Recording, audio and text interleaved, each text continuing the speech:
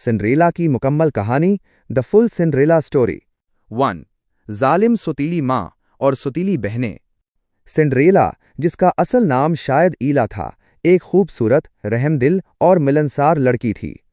अपनी माँ की वफ़ात के बाद जब उसके प्यारे वालिद ने दूसरी शादी की तो उसे अपनी नई जालिम सुतीली माँ और 2 हसद करने वाली सुतीली बहनों, जिनके नाम अक्सर इनस्तासिया और ड्रेजिला होते हैं, के साथ रहना पड़ा।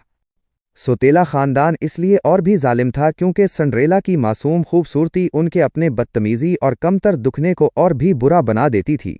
उन्होंने इसे अपनी नौकरानी बना दिया, उससे खाना पकाने, सफाई करने और घर के तमाम काम करवाते। इसे एक ठंडी अटारी में या चूल्हे के करीब एक भूसे के बिस्तर पर सोने पर मजबूर किया जाता था, जहां वो अक्सर राख और चूल्हे की स्याही से ढकी रहती थी। इसी वजह से इसे ये बदला हुआ नाम सिंड्रेला मिला। 2. शाही महफिल बॉल का दावतनामा। एक दिन एक शानदार ऐलान किया गया। बादशाह और मलका 3 रातों के लिए महल में एक शानदार शाही महफिल बॉल का एहतमाम कर रहे थे। सल्तनत की हर कुंवारी लड़की को मदऊ किया गया था क्योंकि शहजादा एक दुल्हन की तलाश में था।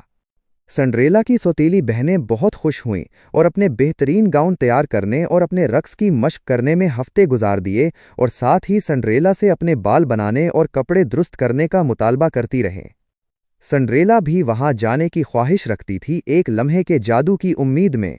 3. परी दादी फेरी गॉडमदर का जादू। महफिल की रात सिंड्रेला ने अपने सुतीले खानदान को जाते हुए देखा, फिर अकेली बैठकर रो पड़ी, ये मानते हुए कि उसका ख्वाब नामुमकिन है। अचानक उसकी परी दादी वहां नमूदार हुईं। उन्होंने अपनी जादू की छड़ी लहराई और एक कद्दू को एक शानदार बुघी में तब्दील कर दिया, 4 चूहों को खूबसूरत घोड़ों में बदल दिया, एक चूहे को एक खूबसूरत कूचवान में तब्दील कर दिया। सबसे अहम, उन्होंने सिंड्रेला के चीथड़ों को एक दमकते हुए शाम के गाउन में बदल दिया और उसे नाजुक शीशे के जूते, ग्लास स्लिपर्स का एक जोड़ा दिया। परी दादी ने सिंड्रेला को एक सख्त वार्निंग दी, ये जादू सिर्फ आधी रात तक रहेगा। जब घड़ी में 12 बजेंगे तो जादू टूट जाएगा और हर चीज अपनी असल शक्ल में वापस आ जाएगी। 4. महफिल और गुमशुदा जूता। सिंड्रेला महफिल में पहुंची, चमकदार और किसी के लिए पहचानी न जाने वाली। जिस लम्हे वो दाखिल हुई सबकी नजरें उसी पर जम गईं, यहां तक कि उसकी सौतेली माँ और सौतेली बहनों ने भी इस खूबसूरत शहजादी को नहीं पहचाना। शहजादा उस पर फरीफ्ता हो गया और उसने पूरी शाम उसके साथ रक्स किया और उसके हुस्नो जमाल में बुरी तरह खो गया। पहली 2 रातों को सिंड्रेला ने अपना वादा याद रखा और आधी रात से ऐन पहले फरार हो गई। तीसरी रात शहजादे के साथ अपनी खुशियों में खोकर वो वक्त भूल गई। जब घड़ी ने 12 बजाना शुरू किया तो उसे अचानक अपनी परी दादी की वार्निंग याद आई और वो जितनी तेजी से हो सका महल से बाहर भागी। अपनी जल्दी में उसने अपनी एक मुनफरिद शीशे की जूती को शाही सीढ़ियों पर खो दिया। शहजादा परेशान होकर उसका पीछा किया, लेकिन सिर्फ नन्ही शीशे की जूती मिली। 5. तलाश और पहचान।